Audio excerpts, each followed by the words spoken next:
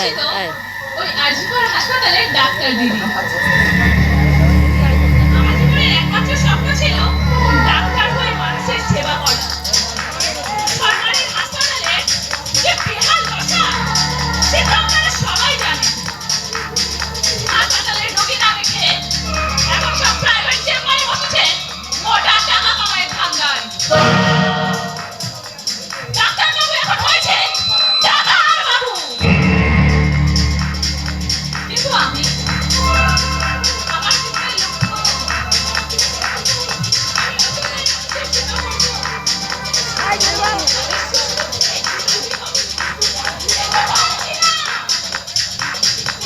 আমি মানুষের সেবা করতে পারছি না। জানেন, এই যে আজকে কোনো হাসপাতাল আপনারা দেখছেন, এটি আসলে দুর্নীতির আদর ঘর।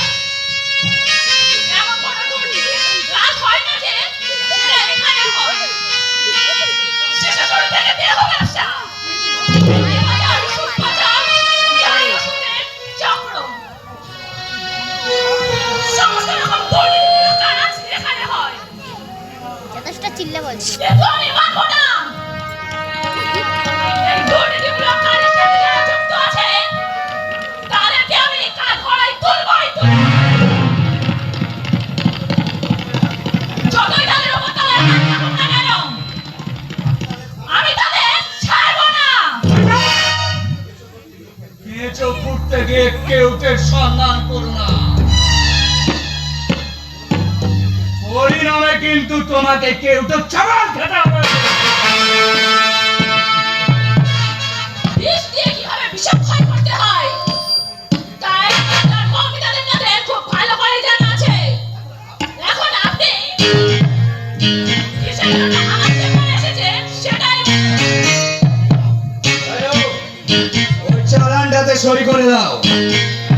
আর কাল যে ওষুধগুলো তোমার ডিপার্টমেন্টে এসেছে সেগুলো দিয়ে দাও। ওষুধ।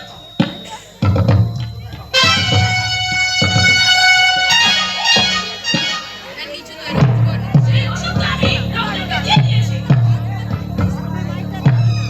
Shut up! কার পারমিশনে তুমি ওষুধগুলো দিয়ে দিয়েছো? আমার ডিপার্টমেন্টের ওষুধ আমি রোগীদেরকে দিয়েছি। তাতে আপনার পারমিশন নেব কেন?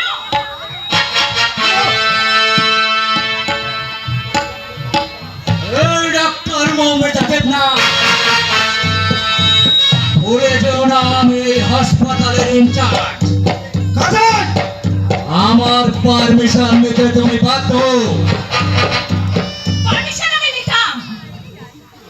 আপনি যদি ওষুধগুলো অসহায় রোগীদের মধ্যে দিতেন তাহলে আপনার পারমিশন আমি নিতাম। কিন্তু আপনি বাগানের শুকুরের মতো টাকার জন্য যেভাবে ডাক্তারদের শয়তান হয়ে উঠেছে, সেখানে আপনার পারমিশন নেওয়ার কোনো প্রয়োজন নেই।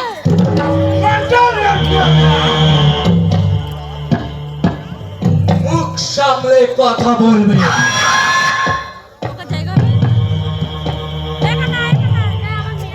ডাক্তারকে মানুষ ভগবানের আসনে বসায়, কারণ মানুষ বিশ্বাস করে ভগবানের পরে কেউ যদি মানুষকে বাঁচিয়ে রাখে তাহলে তিনি ডাক্তার।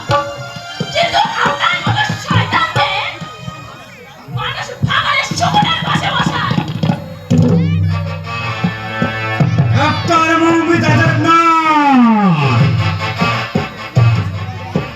তোমাকে আমি